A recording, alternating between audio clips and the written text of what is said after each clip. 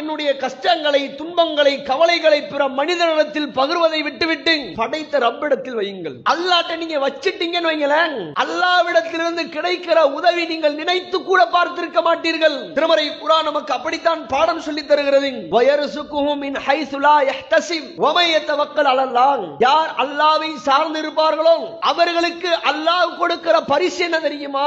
அவர்கள் எண்ணி கூட பார்த்திருக்க மாட்டார்கள்.